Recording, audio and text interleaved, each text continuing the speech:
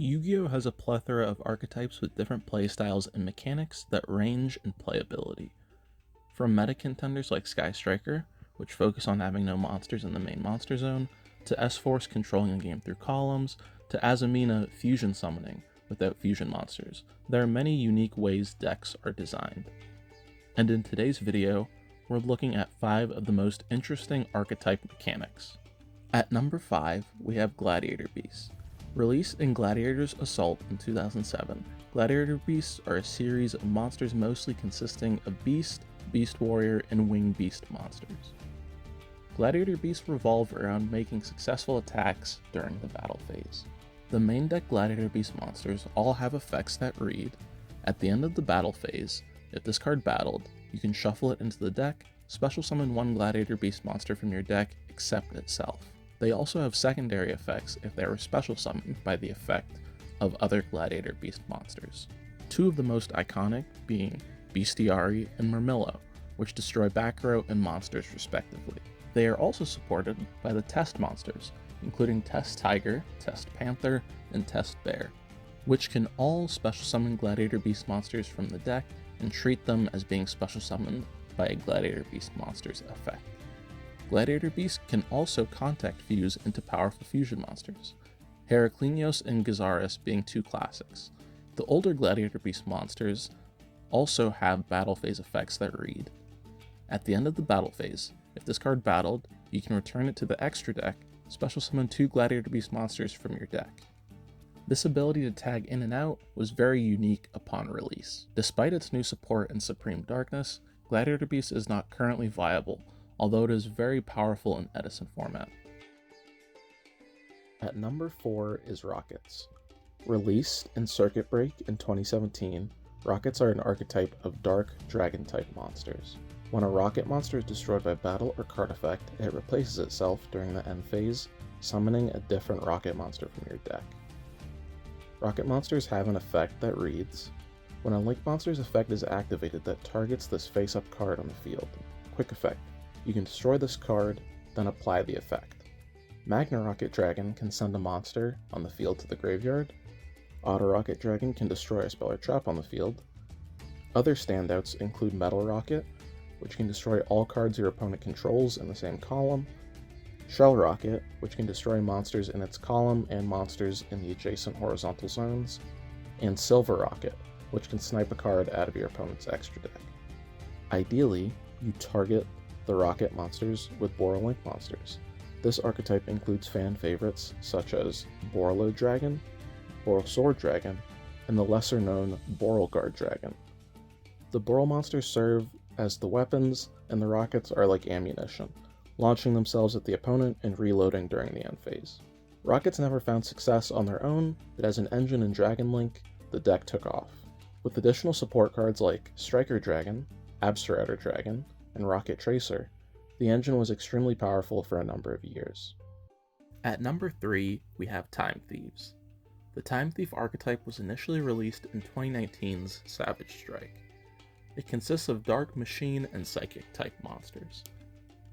It is an Xyz-based archetype that aims to attach monsters, spells, and traps as material to their Xyz monsters.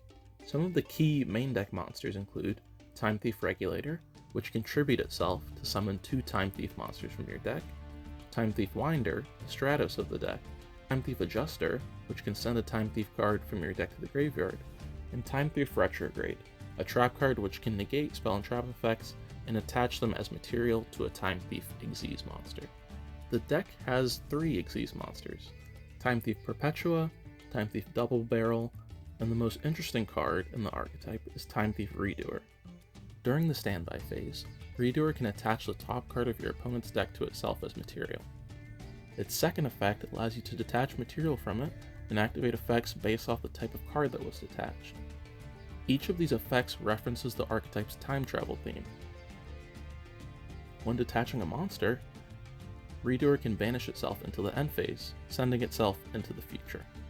When detaching a spell, you can draw a card, taking a glimpse into your own future. And when detaching a trap, you can return a card your opponent controls to the top of their deck, sending your opponent into the past. Time Thieves as a standalone strategy has never been competitive. but Time Thief Redoer has been a popular rank 4 since its release, and Time Thief Regulator is a 1-card rank 4. At number 2 is Morphronics. Morphronics are a machine archetype of primarily light and earth attribute monsters. They are all based on common household electronics and appliances. This includes Morphronic Cellphone, Morphronic Scopin, Morphronic Remoten, and more recent inclusions are Morphronic Scannon, Morphronic Telephone, and Morphronic Earphone. Morphronics were popularized through the Yu-Gi-Oh! 5D's anime, as their user, Leo, was a recurring character on the show. As a synchro strategy, their aim is to climb into powerful synchro monsters like Power Tool Braver Dragon, which can synergize with Morphronic equipped cards. Morphronics have a unique playstyle where their effects change depending on which position they're in. Standouts include Morphronic Scannon, which can search a spell or trap in defense position and can search a monster while in attack position, and Morphronic Scopin, which can summon another Morphronic from your hand in attack position and becomes a level 4 while it's in defense position. As an archetype, Morphronics never really got off the ground. There was never an efficient way to change their battle positions, and it was outclassed by other synchro strategies. Finally, at number 1, we have Vanquished Souls. Vanquished Souls is an archetype of fire, dark, and earth monsters. They were released in Wild Survivors, which came out in June of 2023. Vanquished Souls is aesthetically inspired by fighting games, with each monster being a selectable character. The commonly played monsters include Ryzen, Dr. Madlove, Heavy Borger, and Caesar Valius. Every Vanquished Soul monster has an effect that reads, Quick Effect. You can activate one of these effects by revealing monsters in your hand with the listed attributes. The first effect can be activated by revealing a single attribute, and the second effect can be activated by revealing multiple attributes. These effects are meant to reflect the fighting game theme. By revealing one attribute, the player is executing a basic attack, and when revealing multiple attributes, the player is performing a combo. Additionally, some of the spells and traps can be seen as signature moves of the monsters. For example, Raisin having Dust Devil, Xiaolong having Snow Devil, and Caesar Valius having Calamity Caesar. Vanquished Souls has seen little competitive play. Having to consistently reveal monsters of different attributes to execute the strategy can be difficult. Although with the addition of Holy Sue and the Canine archetype in the OCG, the deck is certain to make an impact in the near future. And that's the list. What archetypes do you think have interesting mechanics? Leave them in the comments below.